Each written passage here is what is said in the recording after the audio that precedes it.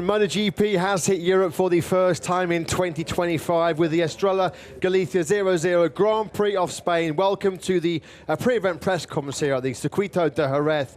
Angel Nieto for round 5 of 22 this season. We are joined by the top 4 riders in the World Championship, led by, of course, Ducati Lenovo team rider Marc Marquez. Marc, 4 poles, 4 sprint wins so far this season, 3 Grand Prix wins as well. Marc, a MotoGP winner here in Jerez back in 2014, 2018 and 2019. To Marc's right, we welcome a BK8 Gresini Racing rider, Alex Marquez. Alex, second in the World Championship, podiums in all 4 sprints so far, 3 Grand Prix podiums as well. But Alex, he won his first Moto2 race here in Jerez in 2017, and he made his Grand Prix debut all the way back here in 2012. Welcome, Alex. To Marc's left is Ducati Lenovo teammate Pecco Bagnaia, 3rd in the World Championship. It's Pecco, 6 podiums so far in 2025. And what a record here in Jerez for the Italian, winner of the last 3 Grand Prix, including last year's epic battle with Marc. And completing today's lineup, delighted to welcome Pertamina Enduro VR46 Racing team rider Franco Morbidelli. Frankie, 4th in the World Championship and celebrating his first double podium last time out in Qatar, 3rd in the sprint and 3rd in the Grand Prix. Gentlemen, welcome to all 4 of you. Big weekend, of course, for the Spanish riders. Marc, we'll start the press conference with you. Amazing start to the season. Here in Jerez last year, you took your first Ducati pole and your first Ducati podium. It feels like all the Spanish fans are almost expecting you to win here this weekend. How are you feeling about the weekend ahead, and how special, given your story with Jerez, Marc, would it be to win once again here in front of your home crowd? Yeah, of course, for Spanish riders it's a special GP, but in the end it's a GP. It's a race where we expect, well, it's sold out. The circuit is sold out. We expect a lot of fans out there supporting MotoGP and especially the Spanish riders. But yeah, luckily I have the experience to manage that situations, and we will try to organize well the weekend to perform well on the racetrack, because sometimes the schedules are super busy, and then it's important to control the motivation, energy, and all these things. But we are coming in a good form, and I know that we arrive in a circuit, completely different circuits that we ride until now. Narrow, small, different riding style. So let's see. Pecco won last 3 years, so will be one of the contenders for sure. Marc, best of luck to you this weekend. We'll come on then to Alex Marquez. First of all, Alex, belated happy birthday. I think you were 29 here in Jerez. Yes, as Marc just mentioned, a really special weekend for all Spanish riders. How are you excited, Alex, for the challenge ahead this weekend, and how much of a perfect late birthday present would it be to get your first ever MotoGP podium here in Jerez on Sunday? Yeah, I mean, for sure could be super nice, but for that we need to start the weekend with the same mentality that we did these first 4 races of the season, trying to give our maximum in every weekend and trying to go race by race. We were able to be super fast in all 4 races that we went until now. But as Marc said, now we are in Qatar. Now we are in Jerez, so it's completely different track, completely different layout compared the 4 that we went in the beginning of the season. So we need to be really concentrated. We need to give our 100%. For sure, always to be in Jerez is something super special. I won my first Moto2 race here, and you know, I did my debut, like you said. So it's super special, but we cannot lose our mentality. I mean, we need to be the same things. We need to work in the same way, and for sure, we will try to give our maximum. Alex, best of luck to you and the Gresini team here this weekend. We'll come on then to, of course, Pecco Bagnaia. Pecco, we know how much you love Jerez. You've won here for the last 3 years. I remember that first lap here 1 year ago was something very, very special when you went from 7th to 1st. What is it about this track that seems to bring out the best in you? And what about this weekend? Do you think it could be another battle again with Marc like last year?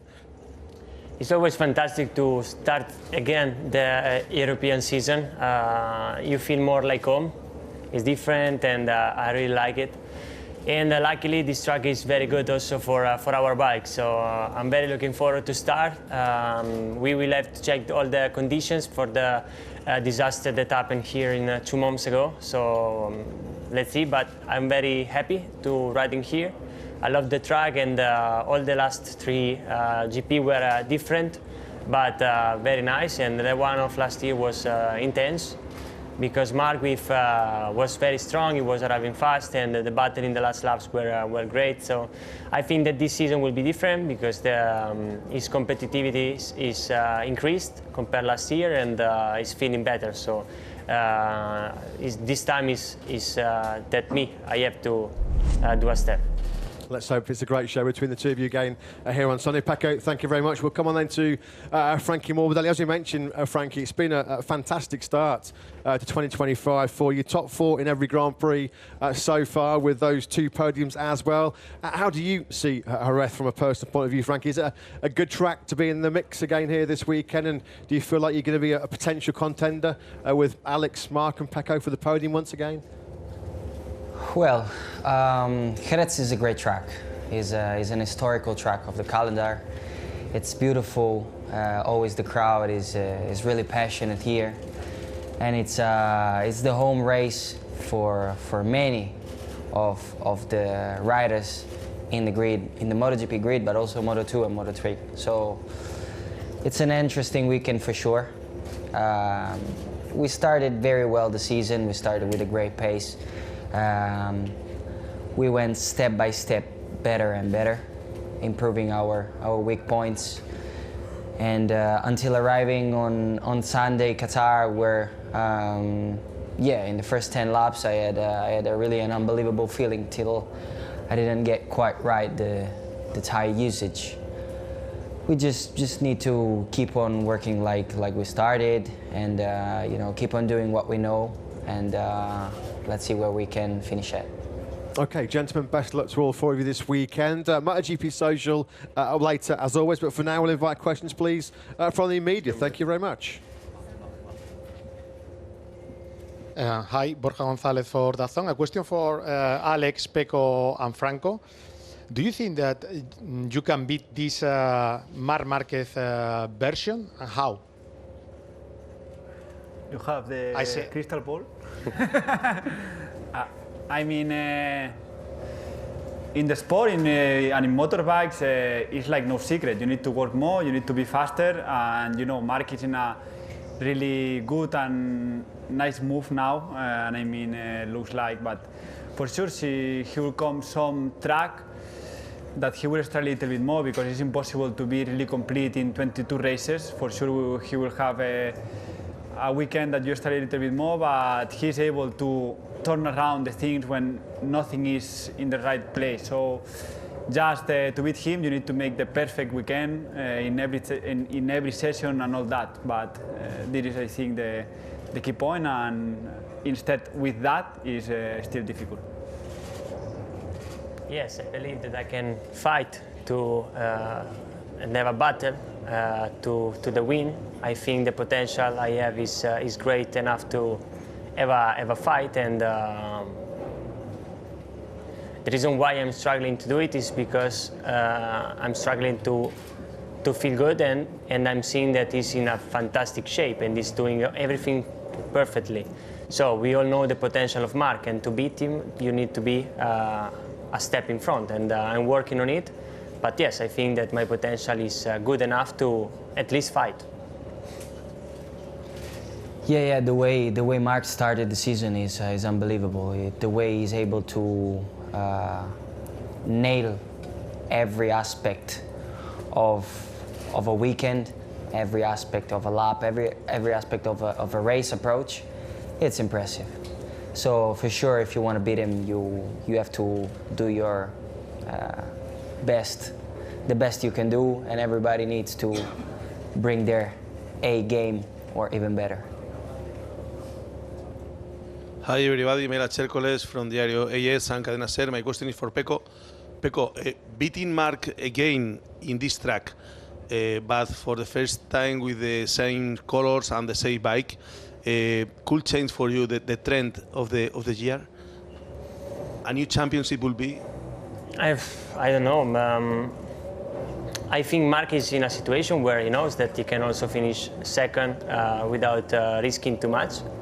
But he's a rider that normally he don't want to finish second. So I'm here to try, and surely if I will win this Grand Prix, it's also because all the improvements we did from the start are working well. So we just need to focus on the weekend, on being competitive, and then if I will have the chance, I will try it. But the trend is improving from the first race, so we just need to continue like this. Hi, Matt Oxley from the Oxley Bomb MotoGP podcast.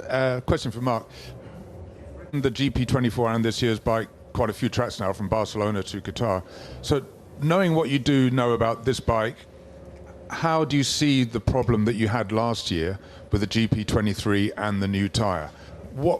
Now you can see it from this side of the wall. What was the problem? What made riding the bike difficult? I mean, of course, the step I feel between GP23 and GP24, 0.5, is big. It's really big, and you know, what I need for my riding style, that is that corner entry. With the GP23, I was more limited. With the GP24, I feel 24.5. I feel super good, and give me that confidence.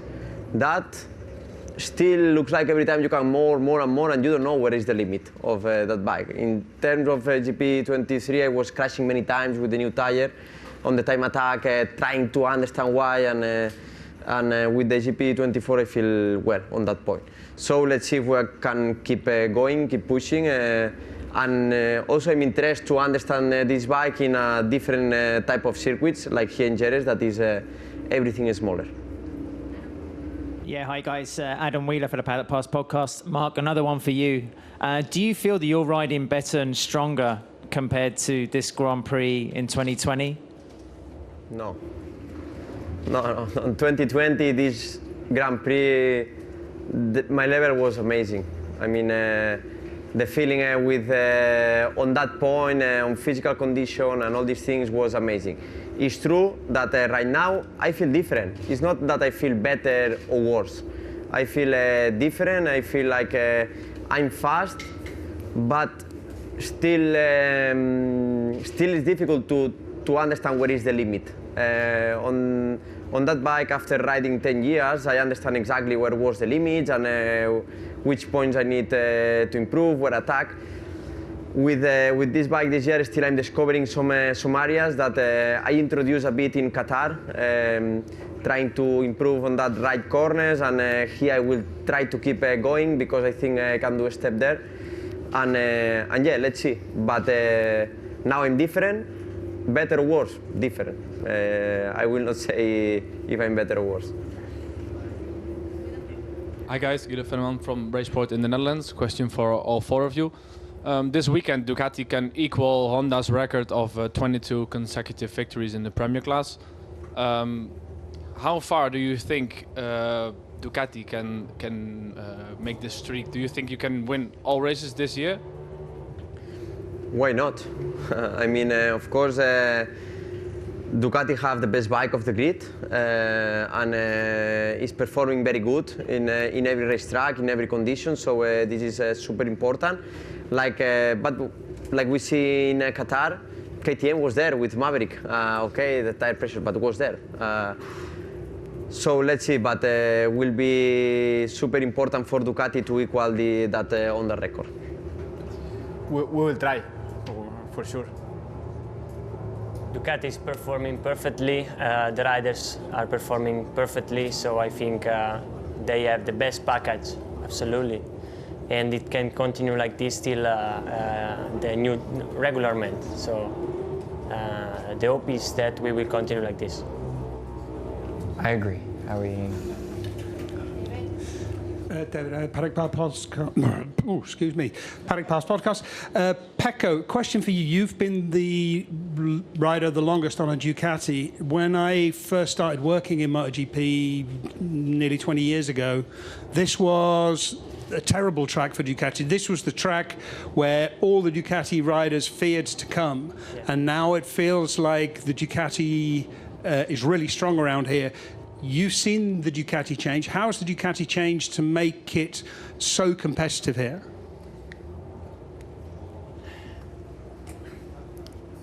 Honestly, this trend have been changed in 2020 when the same bike that wasn't working well in this track started to working well in these tracks. I was my second season, and we started working on some details. In my case, engine brake, that I was completely in the opposite side of the one that Dovi was using. And I started to be competitive. I was fighting for the podium. I was second before my engine exploded. But the trend it have changed in 2020, and the bike was the same. So sometimes it's more the rider or it's more the adaptation that can change the bike. Okay, here. Diego Lacabe for Onda Madrid Radio. It's a question for Pecco and Franco about, do you hope or do you expect some growing of rivalry between Marquez brothers to get some advantage, because they are managing very well that rivalry, and the Marquez brothers. I mean, do you know that old history about Cain and Abel? How do you manage the border to be brothers and to be rivals? Because it's not normal. You told to us a couple of days ago. Thank you very much. So who have to me and okay. They are brothers, and they are fighting for an amazing objective, no?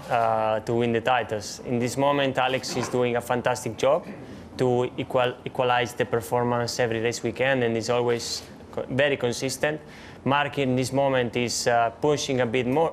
It's not that he's pushing a bit more, but he's felt better in the past races, and he was always winning. But in terms of points, they are there.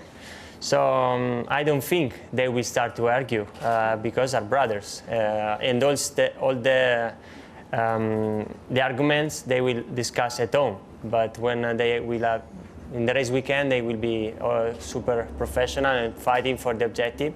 And I don't think that if Alex will have the chance to win, Marc will do stupid things or the same in both cases. Yeah, I mean, looking at their relationship is beautiful between two brothers. Generally speaking, you know, they help each other. They work a lot together, and the way that they were able to do their achievements, it's really unbelievable and nice to see. For sure, it's going to be a singular thing to see two brothers fight for a world championship, or anyway compete for a world championship. Let's see how they manage this thing. Is their business. Hello, gentlemen. Sorry.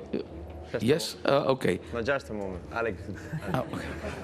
I mean, still many championships to go in front of us, so I hope to have that problem. Would be nice to arrive in the last 3 races fighting for a championship with your brother. I mean, for sure will be a nice problem. So hope, and I hope to have that problem, honestly speaking. No, I mean, yes, of course, we are brothers, and we are helping. I want the best for him, and I hope that he wants the best for me, but in the end, we know that if I help him and he help me, we will be stronger on the racetrack. This is the most important. But a part of that, for me, what he's doing Alex is amazing. I expect, honestly speaking, that for the long championship, the main rival will be Pecco. But why? Because we will have the last version of the 24.5, and the bike Ducati is working and will improve. I don't know what will receive Alex, but what he's doing with the 24 version is amazing, and he's riding in a very good way, and he's the fastest rider in many corners inside of Ducati. So a pleasure, I'm very proud of him. Hello, gentlemen. This is Frank Weying from Ziggo Sport. Marc, to your right. Hi. A question to you, Marc. Like everybody is saying, the Ducati is the best bike. Now, you've won 3 out of 4 Grand Prix. You've won all the sprints, but you've also won a lot of Grand Prix with the other manufacturer, with Honda. What gives you more satisfaction? Because it looks from the outside that riding the Ducati is, let's say, easier or less difficult than riding the former bike that you rode. What gives you more satisfaction, winning with Honda or winning with the best bike on the grid? Satisfaction is the same. Of course, when I was in Honda, the last years in Honda, I was fighting against another manufacturers, and then you know was different. Now I'm fighting against same manufacturers, teammate, riders that are riding the same bike. They can show my data. They can see my data. I can see the data of them, and makes a bit different. But I remember that when I was riding Honda, I was fighting against the bike all the time. But even like this, I was there. Now with Ducati, physically demanding and all these things, I'm riding smooth. You can see on the TV. I'm riding smooth. I'm riding in an easy way, and this makes me more relaxed. Michel Turcot, Motor Revue. Question for Marc and Pecco. Marc, you said that you are riding now the 24.5 Ducati. You have a test on Monday. What kind of version you expect to race in Le Mans for the next race? 24.9, 25? We are it's competition, and as we see, because it's obvious, in Qatar we introduce a small thing, then the tail wings also change a bit. Pecco was riding in with one seat, I was riding with another seat, and yeah, I mean, as a Ducati team, we are trying to keep working, and because we are there, we are super competitive, but we cannot sleep because the competitors will arrive and are improving. So this is the best thing inside Ducati, that the engineers always want more and more, and even if it's a small problem, they try to fix as quick as possible.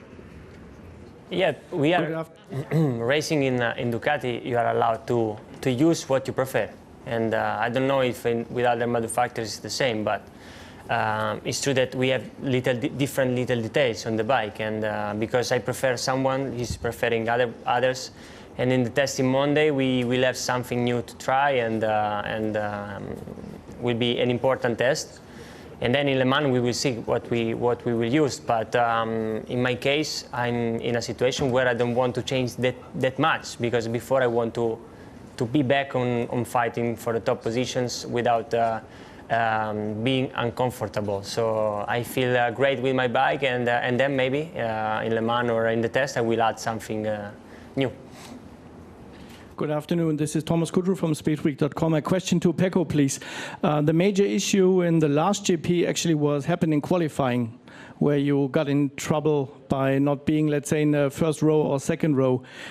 Did this change your, let's say, your attitude for this weekend in terms of, let's say, processing the qualifying? Qualifying is the only moment where you can push at the limit. You need to, this lap, you won this lap, and my fault was to maybe just do a previous lap a bit slower, just to don't risk, but put a better lap time, and then do another one very pushed. Because I entered with in the first attempt, I didn't feel comfortable with something on the bike, and then in the second one I was feeling much better and I was pushing hard. But then maybe it was a bit too much and I crashed in corner 4. But qualifying right now is one of the most important moments of the weekend. We have just one qualifying for both starts, so it's important to don't commit mistakes and start always in the front row. But I will not change my attitude. I will push like always. Yes, question for Pecco and Marc. What did you feel when David Ardocci tell me for my newspaper after the race of Qatar that Ducati has the king of MotoGP by Marc and the prince of MotoGP by Pecco? We are in the castle of MotoGP. That is Ducati. ¿Qué te ha parecido esta? No está mal, pero A ver, Peco, eres un torero. Ya he contestado. It's good. For the age is normal. He's older, so yeah, he's the king. Soy más viejo. It's okay? Thank you. Hello, it's Mirko Colombi. Question for Franco. Franco, keeping calm, you get the results. So your strategy is not just opening the throttle, but the attitude. Is it correct? Yes, I try to keep calm and be calm in most of the times. For sure, it's not easy to do, and it's not what I do. Well, as many people know, or many people close to me, I get nervous quite easily sometimes. But I try to keep calm. That's for sure when I function better. Hi, this is Manuel Pesino for Riding Sport Japan over here. A short question to four of you. After seeing what we saw in Qatar with Maverick Viñales, do you think that the tire rule should stay like it is, or something has to be changed? And if yes, in which way? For me, the thing is that the question of safety, as Michelin say, the only thing we can work on it is maybe try to understand if it's safe, if we can reduce the percentage of the laps. I mean, less laps on that tire pressure, because if sometimes maybe Viñales when lead the race, then drop and then never recover again. So yeah, the only thing I see is that reduce the percentage, but always Michelin need to accept because it's terms of safety. Yes, must say it. Maybe you can adjust a little bit that, but I mean it's rule for everybody, and you need to. Is there the competition also is these details? Like they said, rules are rules, and you need to stay over this limit that Michelin's put for safety. It's true that years ago we were racing with the same tire, but with a lower pressure. But I think that right now the limit we had in Qatar was very low. So I think that in this situation the limit can stay there without penalize our performance, and we can continue like this. Yeah, the way the MotoGP bike is soliciting the tires, it's really aggressive and it's really strong. So to have some safety thresholds from Michelin, I think it's the correct thing to do, and it's correct to follow their rules. Another question for you, Marc. You had to fight twice in your career in MotoGP with your teammate, when you start with Danny and now with Pecco. How different is it, these two periods in your career? I mean, of course, when I arrived in MotoGP, I had the best teacher, that was Danny, how to ride a MotoGP bike, and my riding style in the beginning was super similar, or I tried to copy him, that in some aspects was impossible because his technique was amazing. Then, of course, right now I arrive with 32 years old, that my riding style is my riding style. But Pecco is doing some things different than me, using the things in a different way, and I try to force myself to copy him, and in that small aspects, to improve my riding style. The fight in the end, when you are on the racetrack, is another bike with the same color, but you fight, as I fight against Alex in the other races, for your maximum. But it's true that inside the team, in the end, the target is try to bring the title in the red color. Okay, coming up next is MotoGP Social. Just a quick reminder to the Italian and Spanish media that the riders will remain afterwards and you'll be able to ask questions in Italian and Spanish. That's just a quick reminder. So our game here in MotoGP Social is Who Is It? We'll give you some clues and we want you to name the rider. So number one. Who do we think number one is? Write down your answers and we'll ask you who you think that is. Let's wait until Mark's got his answer for number one. And then we'll ask the World Championship leader who we think that is. Turn your boards around, gentlemen, when you think you've got number one. Have we got number one? Yes. We'll do it one by one, guys. Before we move on, we'll do it one by one. Mark, have you got an answer for number one? Turn the board around and tell us who you think that is. Martin. Jorge Martin. Pretty easy one. Alex, who have you gone for?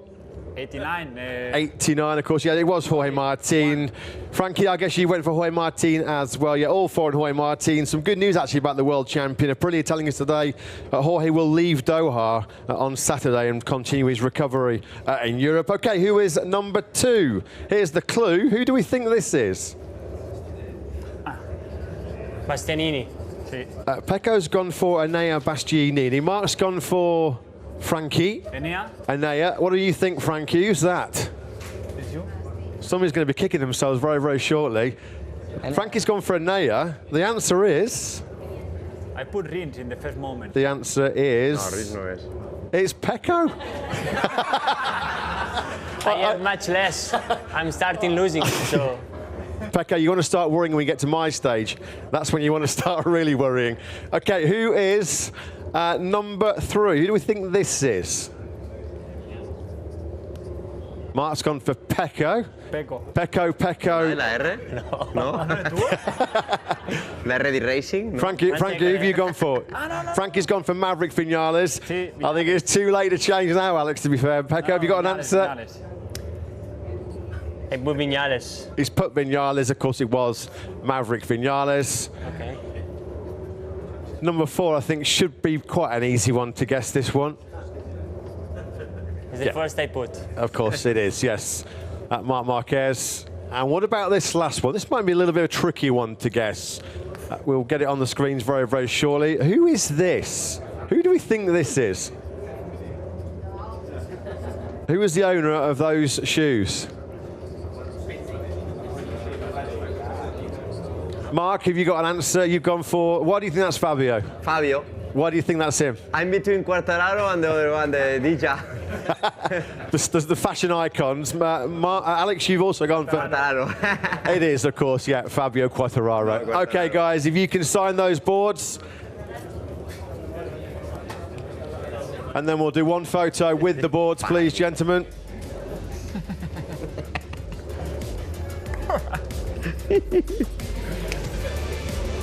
If we can get you to stand with the boards initially, that would be great, thank you.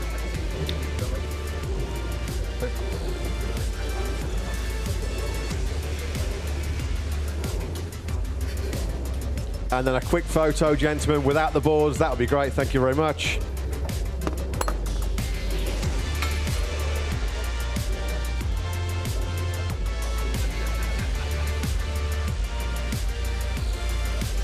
OK, have a great weekend, all four of you. Thank you very much. Thank you.